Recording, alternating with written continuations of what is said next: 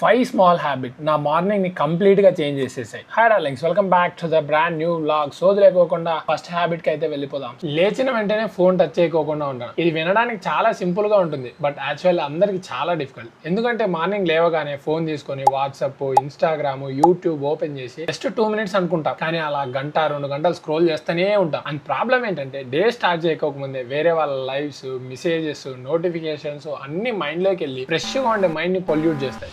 So first నేను చేసిన morning లేచి ఫ్రెష్ అయ్యేంత వరకు ఫోన్ యూస్ చేయడం స్టాప్ చేశాను. సెకండ్ హ్యాబిట్, లేవగానే ముందు ఫుల్ గా వాటర్ తాగుతా. సో దానివల్ల అంత ఫ్రీగా ఉంటుంది, డైజెషన్ కూడా చాలా ఫ్రీగా అవుతుంది. సో మన డే ఫస్ట్ కాఫీ కంటే ముందు వాటర్ తో స్టార్ట్ చేస్తే చాలా బెటర్. Habit number 3, movement. బాడీకి మూవ్మెంట్. అలా మార్నింగ్ టెర్రస్ పైన కొద్దిసేపు సన్లైట్ కి వాక్ చేయడం. ఒక 2 months బిఫోర్ జిమ్ కు వెళ్తున్నా, బట్ షోల్డర్ ఇష్యూ వల్ల జిమ్ స్టాప్ చేశా. అప్పటి నుండి ఇలా మార్నింగ్ వాక్ చేస్తున్నా. దీని వల్ల మార్నింగ్ విటమిన్ డి, అలాగే కొద్దిగా మైండ్ కి ఫ్రెష్ ఎయిర్ తగులుతుంది. ఇక నిద్రమబ్బు ఉంటే ఎర్లీ మార్నింగ్ వాక్ చేయడం వల్ల ఆ స్లీపీ ఫీలింగ్ పోతుంది. మనం మార్నింగ్ లేవగానే జిమ్ కు పోవాలి, జాగింగ్ పోవాలి అనేది కంపల్సరీ ఏం కాదు. మన బాడీకి జస్ట్ మూవ్మెంట్ ఇస్తే చాలు, యాక్టివేట్ అయిపోతుంది. సింపుల్ గా వాకింగ్ చేయడం కానీ, పుష్అప్స్ తీయడమో, బాడీ స్ట్రెచెస్ చేయడమో బాడీ చాలా అంటే చాలా బెటర్ గా ఫీల్ అవుతుంది. అండ్ హ్యాబిట్ నెంబర్ 4, నాకు చాలా ఇష్టమైనది, కోల్డ్ వాటర్ తో షవర్ చేయడం. మార్నింగ్ ఏ ఫ్రెష్ ఫీల్ వస్తుంది, నిద్ర మొబ్బు తగ్గుతుంది, డే స్టార్ట్ చేయడానికి ఒక ఎనర్జెటిక్ ఫీల్ అయితే వస్తుంది. దగ్గర ఒక 5 months అవుతుంది నేను కూల్ వాటర్ తో స్నానం చేస్తూ. స్టార్టింగ్ లో చాలా కష్టం ఉండేది, బట్